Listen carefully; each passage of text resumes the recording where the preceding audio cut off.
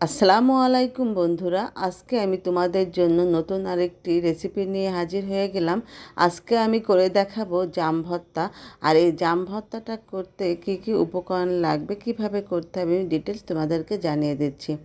এখানে আমি জাম পরিষ্কার করে ধুয়ে নিয়েছি আর আমি দেখিয়ে দিচ্ছি, যেহেতু আমার গাছের জাম, তো গাছের জাম যে ধরনের আমি সেই ধরনের জামটাই তোমাদেরকে আজকে ভর্তা করে দেখাবো। তোমরা যখন বাজার থেকে কিনে আনবে অবশ্যই তোমরা মোটা ডাসা জামগুলো কিনে আনবে। আর এখানে আমি বিট লবণ নিয়েছি, চিনি নিয়েছি আর শুকনো মরিচ ভেজে গুঁড়ো করে নিয়েছি। তো চলো এখন কিভাবে জামটা ভর্তা করব তোমাদের দেখিয়ে দিচ্ছি। এই ধরনের একটা আমি জার নিয়ে নিয়েছি। এই ধরনের জারের মধ্যে তোমরা যদি জামগুলা দিয়ে ঝাঁকি দাও তাহলে ভর্তাটা খুব ভালোভাবে করা যায়।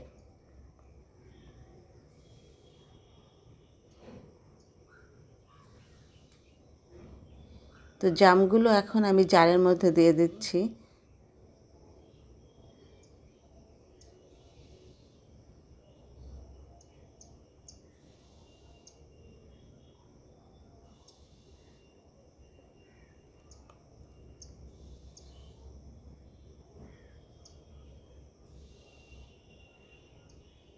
এখানে আমি চিনি নিয়েছি, চিনি দিয়ে দিচ্ছি।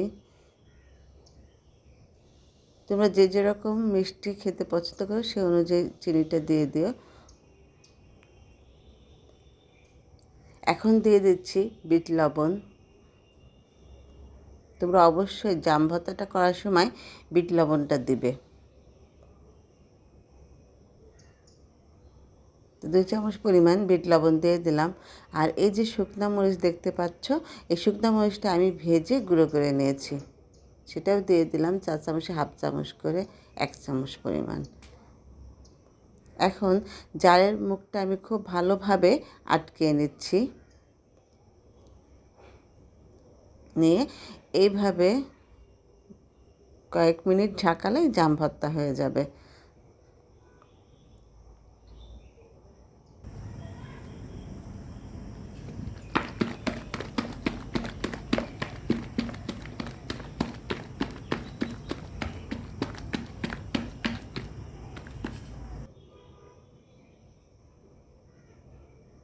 তো এখন আমি খুলে দিচ্ছি।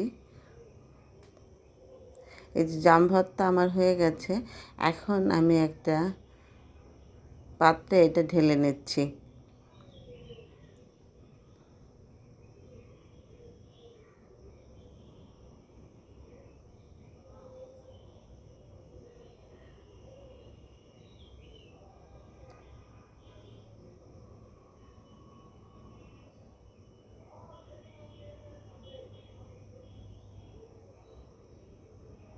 তো জাম ভর্তা আমি তোমাদেরকে ঢেলে দেখালাম।